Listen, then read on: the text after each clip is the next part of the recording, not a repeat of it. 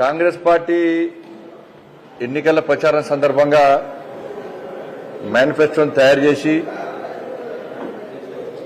Congress party ప్రభుత్వం ఏర్పడ్డ వెంటనే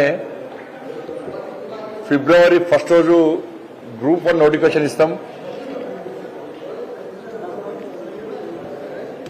డిఎస్పీలు అవుతారు, డిప్యూటీ కలెక్టర్లు అవుతారు, ఫీల్డ్ అయ్యారు, రకరకాలుగా 24 డిపార్ట్మెంట్ సంబంధించి ఆఫీసర్లు అయ్యే అవకాశాన్ని మేము కల్పిస్తాం. తప్పకుండా ఫిబ్రవరి 1 రోజు గ్రూప్ 1 ఇస్తాం. ఏప్రిల్ 1 రోజు గ్రూప్ 2 నోటిఫికేషన్ ఇస్తామని చెప్పన్నారు. ఇలా ఫిబ్రవరి 2 అయిపోతుంది. ఎన్నికల సందర్భంగా ప్రతి కాంగ్రెస్ పార్టీ నాయకుడు అన్ని మేనిఫెస్టోకి రాదు, మాది అన్ని పార్టీలకి మేము కాము. మా మేనిఫెస్టో ఒక భగవద్గీత, మా మేనిఫెస్టో ఒక ఖురాన్, మా మేనిఫెస్టో ఒక బైబుల్ అని చెప్పారు. వాళ్ళు నమ్మించి ఓట్లు వేసుకున్నారు. దాదాపు 30 లక్షల మంది యువత నమ్మి మీకు ఓటేశారు. దేనికోసం ఓటేసారంటే ఫిబ్రవరి 1 కోసం, ఏప్రిల్ 1 కోసం. ఈ 2 డేట్లు చూసినాక మాకు ఉద్యోగాలు వస్తాయి, మేము ఆఫీసర్లం అవుతాం.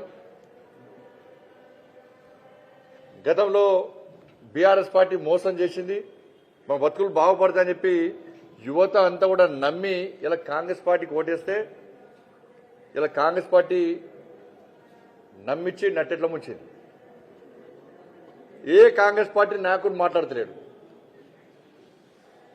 డేట్ చెప్పింది మీరే, నోటిఫికేషన్ ఇస్తామన్నది మీరే, బైబిల్ అన్నది మీరే, భగవద్గీత అన్నది మీరే, ఖురాన్ అన్నది మీరే. కాంగ్రెస్ పార్టీ నాయకులు స్పష్టం చేయాలి. నోటిఫికేషన్ ఇవ్వడానికి కారణమైంది ఇది మీరే మేనిఫెస్టో. ఇది మేము తయారు చేసిన, మీరు తయారు చేసిందే. మీరు అనుకున్న భగవద్గీత ఇదే, మీరు అనుకున్న బైబిల్ ఇదే, మీరు అనుకున్న ఖురాన్ ఇదే. కాంగ్రెస్ పార్టీ నాయకులు స్పష్టం చేయాలి. దీన్ని మళ్ళా విమర్శకు ప్రతి విమర్శ సమాధానం చెప్పాలి. యువతకు 30 లక్షల మంది యువతకు సమాధానం చెప్పాలి. మీరు నిరుద్యోగ యువతకు అది మీరు పవిత్ర గ్రంథంగా భావిస్తే నోటిఫికేషన్ ఇవ్వండి. లేకుంటే ప్రజలు అనుకుంటారు మీరు ఆ పవిత్ర గ్రంథాలను చిత్తు కాయిదాలకు చూస్తున్నారని చెప్పి ప్రజలు భావించే పరిస్థితి వస్తుంది.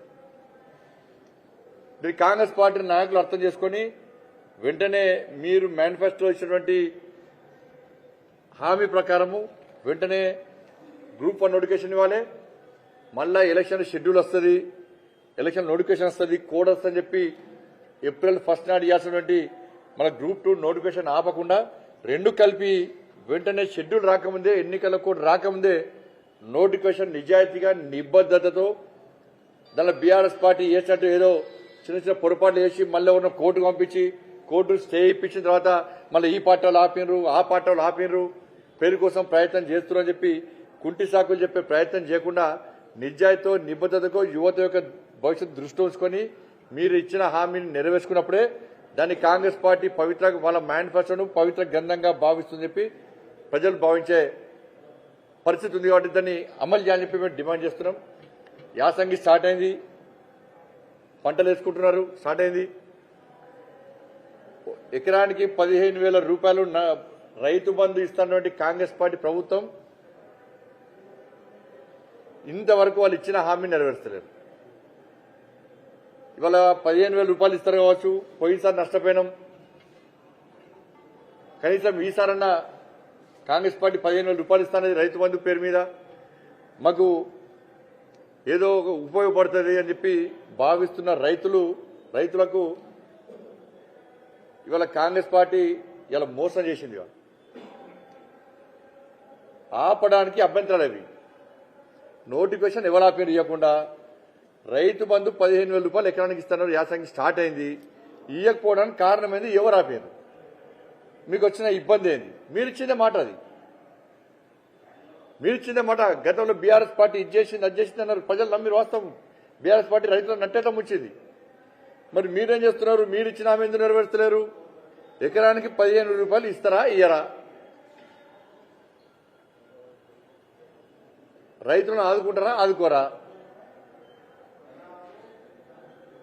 చెప్పాల్సిన బాధ్యత, ఇవ్వాల్సిన బాధ్యత కాంగ్రెస్ పార్టీ ప్రభుత్వం మీద ఉంది. కాబట్టి ఈ విషయాలను కాంగ్రెస్ పార్టీ ఆలోచించాలి. మీరు ఎన్నికల మేనిఫెస్టోలో ఇచ్చినటువంటి 6 గ్యారెంటీల మీద ప్రజలకు నమ్మకం లేదు. ప్రజలకు ఉన్నటువంటి ఏకైక గ్యారెంటీ మోడీ గ్యారెంటీ మీద మాత్రమే ప్రజలకు నమ్మకం ఉంది. మోడీ గ్యారెంటీ మీద మాత్రం ప్రజల నమ్మకం ఉంది. మోడీ గారి మీదనే ప్రజలకు విశ్వాసం నమ్మకం ఉంది.